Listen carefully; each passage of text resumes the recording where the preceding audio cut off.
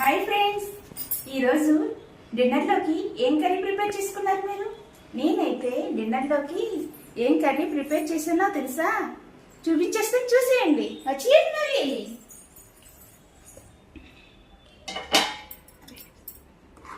మటర్ పన్నీర్ కాజు curry try చేశానండి. చాలా బాగా వచ్చింది. చాలా బాగుంది ఫ్రెండ్స్. ఈ షార్ట్ కింద ఫుల్ వీడియో లింక్ పెడుతున్నాను, చెక్ చేయండి ఫ్రెండ్స్. వీడియో నచ్చితే ఒక చిన్న లైక్ వేసుకొని సబ్స్క్రైబ్ కూడా చేసుకోండి.